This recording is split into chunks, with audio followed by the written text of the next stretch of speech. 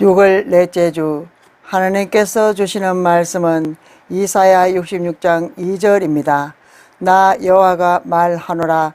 내 손이 이 모든 것을 지었으므로 그들이 생겼느니라. 무릇 마음이 가난하고 심령에 통회하며 내 말을 듣고 떠는 자 그 사람은 내가 돌보려니와. 아멘. 하나님의 말씀 중에 이사야서 66장은 꼼꼼하게 제대로 살펴봐야 내용을 잘 파악할 수 있습니다. 여기서는 중요한 세 가지 내용이 나오는데, 첫째는 책망과 경고입니다. 하나님께서는 우리를 향해 끊임없이 사랑의 책망과 경고를 하십니다. 둘째는 위로와 격려입니다. 하나님께서는 책망과 경고만 하시지 않고 반드시 위로와 격려를 해 주십니다.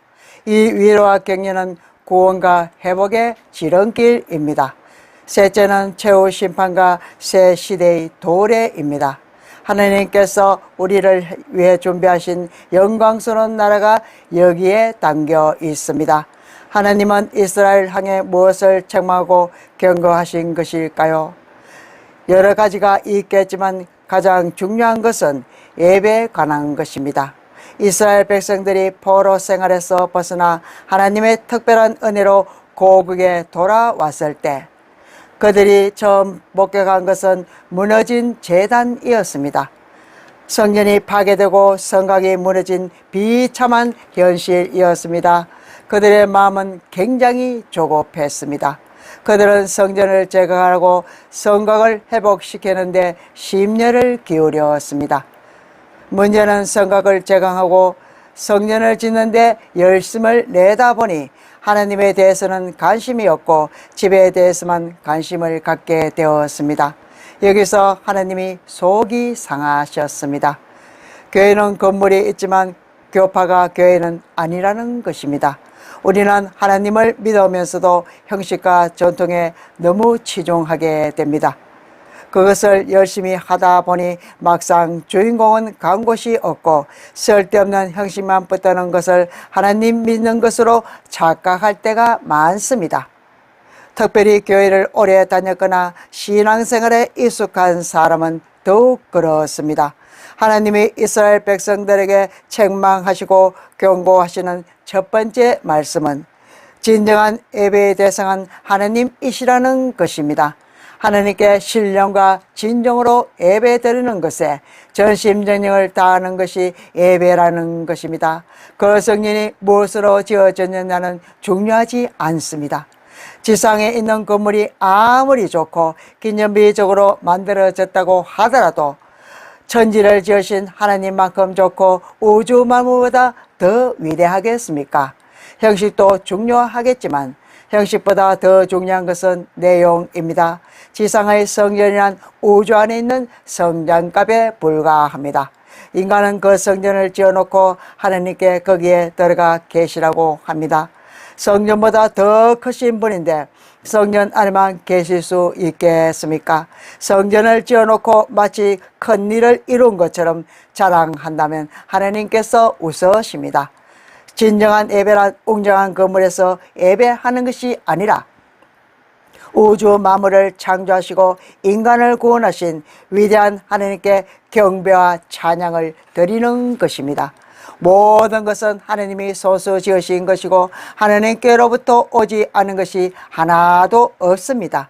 모든 것이 하나님의 것인데 우리는 마치 종교적 행위에 있어서는 인간이 하는 것처럼 착각에 빠질 때가 있습니다. 예배란 하나님의 능력과 영광과 위엄을 찬양하는 것입니다. 그분께 예배하고 그분이 좋아하는 것을 우리가 좋아하고 그분이 기뻐하는 것을 기뻐하고 그분이 원하는 것을 우리가 원하는 것이 참된 예배입니다. 하나님께서는 이스라엘 백성에게 참된 예배자에 대한 말씀도 하십니다. 오늘 본문 말씀은 마태복음 5장에 나오는 팔복을 연상케 합니다. 마음이 가난한 자는 복이 있다는 팔복의 이야기와 아주 흡사합니다. 하나님이 기뻐하시는 사람, 하나님이 굽어보는 사람은 누구이며 하나님께서 받으시는 예배는 어떤 사람이 드리는 예배일까요? 여기에는 세 종류의 사람이 있습니다. 첫째, 학대를 받아서 괴로워하는 사람입니다. 다른 말로 표현하면 마음이 가난한 사람입니다. 둘째, 마음이 찢어지고 깨진 사람입니다. 다른 말로 하면 마음이 애통하는 사람입니다. 셋째, 하나님 말이라면 벌벌 떠는 사람입니다. 무서워서 벌벌 떠는 것이 아니라 하나님을 경외하는 사람, 두려워하는 사람, 다른 말로 하면 온유한 사람입니다. 그 사람이 드리는 예배를 하나님은 기뻐하십니다. 이 말을 좀 다른 각도에서 보면 예배에 익숙한 사람의 예배는 하나님께서 그리 기뻐하시지 않습니다. 그 안에는 진실과 눈물과 갈급함이 없기 때문입니다. 하나님께서는 형식에 따라 드리는 예배와 그 사람에 대해서는 별로 관심이 없으십니다. 그렇다면 하나님은 구체적으로 어떤 사람의 예배를 거부하고 싫어하실까요? 하나님은 종교적이고 전통적이고 형식적인 예배를 싫어하십니다. 하나님께서 받으시기 거북한 예배는 예배를 제사처럼 생각하는 사람의 예배입니다. 제사란 율법에 구정한 대로 소를 잡고 양을 잡아 피를 뿌리는 것입니다. 소와 양을 드릴 수가 없을 때는 곡식으로 제사를 드렸습니다. 또 소와 양을 잡아 피를 뿌리고 곡식으로 제물을 드릴 때는 향을 피웠습니다. 그러나 진정으로 통회하는 마음, 회개하는 마음, 갈급한 마음은 상한 심령이 없이 드리는 제사는 하나님께 무거운 짐이 된다고 하셨습니다. 그것을 익숙하게 형식적으로 하기 때문에 그렇습니다.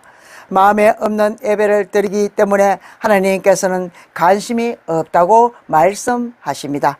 소나 양을 잡아 피를 뿌리는 것은 사람을 죽여서 피를 흘리는 것과 무엇이 다르고 개의 목을 꺾는 것과 무엇이 다르냐고 하셨습니다. 이런 예배는 우상에 무릎 꿇는 것과 무엇이 다르냐고 하십니다. 이런 예배는 아무리 오랜 세월 동안 드려도 의미가 없을 뿐만 아니라 하나님을 욕보이는 행위에 불과합니다. 감동이 없는 예배에 대해 하나님께서 경고하시고 책망하십니다.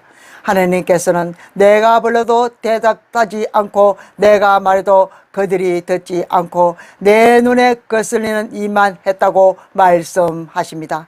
여기서 우리는 하나님의 법칙을 발견하게 됩니다. 그것은 우리가 하나님을 기뻐하면 하나님도 기뻐하십니다. 그리고 우리가 하나님이 싫어하고 가정한 일만 골라서 고집대로 행하면 하나님도 우리가 싫어하는 것을 우리에게 임하게 해주신다는 것입니다. 하나님은 나에게로 가까이 오면 나도 너한테 가까이 가겠다고 말씀하십니다. 이 말을 뒤집어 보면 우리가 하나님을 멀리하면 하나님께서도 우리를 멀리 하시겠다는 것입니다. 이것이 하나님의 법칙입니다. 우리는 하나님께 가까이 가야 합니다. 그래야 하나님이 더 가까이 오십니다. 하나님을 기뻐하십시오. 그러면 하나님은 더 기뻐하실 것입니다. 한번 교회 안 가기 시작하면 교회 안 갈 이유가 자꾸 생깁니다. 나중에는 더 멀리 가서 돌아온 탕자의 주인공이 됩니다. 잘못된 예배에서 오는 우리의 편견과 고집을 꺾어야 합니다. 그렇지 않으면 우리에게 무서운 것이 임하게 되고 괴로움을 겪게 됩니다. 불의한 자들에게 주시는 세 가지 책망과 경고는 불러도 대답 없었고 말해도 듣지 않았고 하나님이 싫어하는 것만 골라서 했다는 것입니다. 우리는 고난을 겪을 때 고난의 원인에 대해서는 깊이 생각하지 않고 고난에서 빠져나올 구멍만 찾는 모습을 보게 됩니다. 그 상이 힘들기 때문입니다. 이것은 마치 가인의 모습과 같습니다. 가인이 동생 아벨을 죽였습니다. 그리고 하나님께서 가인에게 내 동생 아벨이 어디 있느냐고 물으시자 가인이 제가 아벨을 지키는 자입니까? 라고 대답했습니다.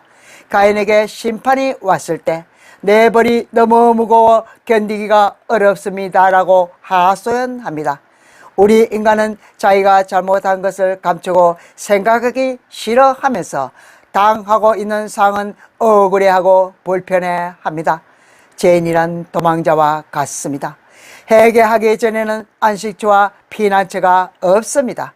우리에게 있어서 예배보다 더 중요한 것은 없습니다.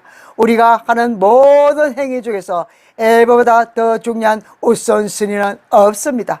우리의 인생에서 가장 중요한 것은 하나님께 드리는 진정한 예배입니다. 하나님의 위대하심과 영광스러움을 찬양하는 것이 우선순위입니다. 예배가 진정으로 드려지면 모든 것이 만사형통합니다. 사역도 삶도 술술 풀립니다. 형식적이고 습관적인 예배를 중지해야 합니다. 예배의 형식과 시간은 그리 중요하지 않습니다. 다만 진지하고 진실하게 하나님을 만나는 영적 경험이 필요합니다. 참된 예배의 대상이신 하나님을 경험하고 신령과 진정으로 예배드리면 찬양하는 것이 중요하다는 사실을 가슴 깊이 새기십시오. 참된 예배자는 마음이 가난한 사람이요, 마음이 애통하는 사람이요, 온유하고 겸손한 마음으로 하나님께 드리는 사람입니다. 하나님께서 그 예배를 받아주십니다. 하나님께서는 마음과 뜻과 정성을 다하여 하나님을 사랑하라고 하십니다. 말로만 간구하는 것이 아니라 성령의 강권을 받아 지각을 가지고 간구하면서 하나님의 마음을 움직이는 효과적인 결과로 나타나게 된다는 것입니다. 바로 성령으로 기도할 뿐만 아니라 지각을 가지고 기도해야 하는 것입니다. 하나의 예를 들어보겠습니다. 두 거지가 여러분의 집 문 앞에 구걸하러 왔다고 합시다. 한 사람은 발도 절고 상처도 있고 그의 굶어 죽을 것처럼 불쌍해 보이는데 다른 한 사람은 건강하고 힘도 세 보입니다. 둘 다 똑같은 말로 구걸을 합니다. 이 사람도 배가 고파 죽겠다고 하고 저 사람도 배가 고파 죽겠다고 합니다. 그런데 실제로 발을 저거나 다른 장애를 가진 불쌍한 거지가 건강한 거지보다 더 자신의 비참한 처지를 알고 느끼고 감각하며 구걸합니다. 말투에 더 한탄이 묻어난다는 것입니다. 자기 고통과 궁핍 때문에 더 절실하게 구걸합니다. 그래서 조금이라도 인정이나 동정심이 있는 자라면 그를 먼저 불쌍히 여기게 됩니다. 하느님도 마찬가지입니다. 관습이나 형식에 따라 예배하고 기도하러 나아가는 사람들이 있고 괴로운 심령으로 나아가는 자들도 있습니다. 한 사람은 메마른 관념과 벌거벗은 지식으로 기도하고 다른 한 사람은 영혼의 번민에서 쏟아져 나오는 말로 기도합니다. 하나님은 확실히 후자를 주목할 것이며 마음이 가난하고 심령에 통해하며 내 말을 듣고 떠는 자 그 사람을 돌보실 것입니다. 지각을 잘 사용해서 선악을 구별하며 인간의 비참함과 하나님의 긍휼을 감각하는 영혼은 남이성 기도문을 통해 기도의 형식을 배울 필요가 없습니다. 고통을 느끼는 영혼에게 굳이 기도하라고 외치도록 가르칠 필요가 없는 것은 성령이 지각을 열어주신 자에게는 고통이 말로 단 슬픔을 하나님께 자동적으로 올려드릴 수밖에 없다는 원리와 섭리를 지각하고 있기 때문입니다. 심령을 짓누르는 감각과 느낌과 압박 때문에 절로 신음을 토하며 죽게 요청하게 되어 있다는 것입니다. 지옥의 고통에 붙잡히고 지옥의 슬픔에 휩싸여 있던 다윗에게는 굳이 가르칠 필요가 없었다는 것입니다. 아픔과 고통을 겪는 병든 자의 마음에서는 그에 따르는 비통한 신음과 개탄이 절로 새어나오게 되어 있습니다. 다윗도 그러하였습니다. 주를 송축하십시오. 그런 자들이 하나님의 은혜를 잊게 됩니다. 하나님 백성은 주 예수 그리스도를 참으로 얻고 싶어하는 가련한 영혼에게 마귀가 얼마나 많은 시험과 관계와 속임수를 쓰는지 압니다. 그리스도도 지적하셨듯이 마귀는 하나님의 얼굴을 구하다가 지치게 만들고 하나님이 자기 같은 자에게는 긍휼을 베풀지 않으시리라 생각하게 만든다는 것입니다. 사탄은 말합니다. 실제로 기도해봐야 소용없을 것이다. 내 마음은 완고하고 냉랭하고 무디고 죽어 있다. 넌 성령으로 기도하지 않고 아주 간절히 기도하지 않는 데다가 하나님께 기도하는 척 할 때도 딴 생각을 하잖아. 위선자야 그만두어라. 애써봤자 헛수고일 뿐이다. 그러면 지각이 없어 잘 모르는 영혼은 금세 소리칠 것입니다. 여호와께서 나를 버리시며 주께서 나를 잊으셨다. 한 반면에 밝게 깨우쳐 올바로 아는 영혼은 말할 것입니다. 그래도 나는 주를 찾고 기다리겠다. 위로의 말 한마디 없이 침묵을 지킨다 해도 그만두지 않겠다. 여호와는 야곱을 몹시 사랑하셨지만 복을 주기 전에 실험부터 하셨습니다.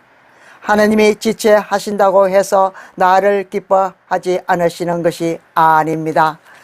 가장 아끼시는 성도들에게 얼굴을 가리시기도 합니다. 하나님은 자기 백성이 계속 기도하며 하늘을 두드리는 것을 좋아하십니다. 그럴 때 주께서 자신을 시험하신다고 생각하거나 자신의 비참한 신음소리 듣길 즐기신다고 오해할 수 있습니다. 그러나 가나안 여인은 외적인 거절을 진짜 거절로 여기지 않았습니다. 예수가 은혜스러운 신 분임을 알았습니다. 주는 오래 참으시는 듯 해도 반드시 백성의 원한을 풀어주십니다. 사실 우리가 주를 기다리는 것보다 주가 더 나를 오래 기다리십니다. 오래 기다렸더니 마침내 주가 응답하셨고 귀를 기울이사 나의 부르시점을 들으셨다는 것입니다. 밝게 깨우쳐 잘 아는 지각이야말로 가장 훌륭한 해결책입니다. 주를 진정 경외하면서도 이처럼 잘 아는 지각이 없는 탓에 사탄이 그의 모든 속임수와 시험에 넘어가 종종 모든 것을 포기해버리는 가련한 영혼들이 얼마나 많습니까? 주께서 그들을 불쌍히 여기셔서 영으로 기도하고 또 마음으로 기도하도록 도와주시길 원하십니다. 저도 많이 경험해 보았기에 확신으로 말씀드릴 수가 있는 것입니다. 자기가 받은 은혜가 커야 다른 사람에게도 하나님의 은혜스러움을 전할 수가 있다는 것입니다. 심령의 범인이 극심할 때는 다 집어치고 주를 찾는 일조차 포기하고 싶은 생각이 강하게 듭니다. 하지만 그럴 때마다 주께서 이전에 얼마나 큰 죄인들에게 긍휼을 베푸셨는지, 지금도 얼마나 많은 약속들이 죄인들에게 주어져 있는지 생각합니다. 더 나아가 주께서 은혜와 긍휼을 베푸신 대상은 건강한 자가 아니라 죄인, 병든 자였다는 것, 의인이 아닌 죄인이요 충만한 자가 아닌 공한 자였다는 것을 생각해 보십시오. 이를 알기에 성령의 지원을 받아 주를 굳게 붙잡고 매달리면 당장 응답이 없어도 부러지져야 합니다. 주께서 시험에 빠져 괴로워하는 모든 가련한 백성을 도우사 계속 부러지게 해 주시길, 선지자의 말처럼 오래 기다려야 할지라도 계속 부러지게 해 주시길 원하십니다. 인간의 발명품과 제한된 형식으로 기도하는 것이 아니라 영으로 예배하고 또 마음으로 기도하여야 하는 것임을 기억하시기 바랍니다. 거룩하고 악이 없고 더러움이 없는 은혜의 성령, 하나님의 본성이시오 그리스도의 약속이시오 자녀들의 보혜사신 성령을 마치 노래 흐른 것처럼 반복하듯 비웃고 조롱하는 자들도 있습니다. 모세와 아론을 비방한 고라와 그의 무리도 지옥에 처박혔는데 그리스도의 성령을 조롱한 자는 형벌을 면치 못한다는 것입니다. 성령께 한번 거짓말한 아나니와 삽비라가 어찌 되었는지 다들 아실 것입니다. 성령을 얕잡아 본 마술사 시몬도 어찌 되었는지 아실 것입니다. 성령이 하나님의 자녀에게 베푸시는 도움과 성김과 직분에 반발하고 분노하길 일삼는 죄를 하나님이 과연 미덕으로 여기실까요? 과연 갚지 않고 넘어가실 분이 아니시라는 것입니다. 은혜의 성령을 멸시하는 것은 무서운 죄입니다. 성령의 직분과 성김을 업신여기고 비방함으로 모독하는 자들의 운명이 이러하듯이 인간이 구하는 형식으로 기도에 영께 저항하는 자들 또한 통탕스럽기는 마찬가지입니다. 기도의 영보다 사람의 전통을 더 존중하고 인정하게 만드는 것은 마귀의 술책입니다. 하나님이 예배의 길과 장소로 정하신 예루살렘에 가지 못하도록 수많은 백성을 가로막았던 여로보암의 저주받을 가증스러운 죄보다 나을 바가 없다는 것입니다. 그의 죄는 하나님의 노염을 불러일으켰고 지금도 그 노염은 잦아들지 않고 있습니다. 경건의 모양은 있으나 경건의 능력을 부인하는 자들에게서 돌아서라고 교회에 명하는 성경의 말씀에 우리는 반응하고 순종해야 할 것입니다. 세상의 감옥과 술집을 들여다 보십시오. 우리가 믿는 바 기도의 영을 구하는 자들은 감옥에 있을 것이요 인간의 과품만 찾는 자들은 술집에 있을 것입니다. 하나님이 아끼시는 사역자들, 기도의 영을 통해 더없이 큰 능력을 받은 사역자들의 입을 틀어막는 현세태를 보면 분명히 알 수 있습니다. 주께서 긍휼로 사람의 마음을 돌이켜 기도의 영을 더욱 구하게 하시길, 그 영의 힘으로 자기 영혼을 주 앞에 쏟아내시길 진심으로 바라옵고 간구드립니다. 기도하겠습니다. 우리는 도적같이 그날이 오면 예수님의 재림하심과 심판의 절차에 은 무게를 겸허히 받아들이는 인생들이 될 것입니다. 주님, 영으로 예배하는 것으로 우리의 보좌에 앉으신 예수 그리스도의 찬양과 경배와 찬미로서 우리는 기도드립니다.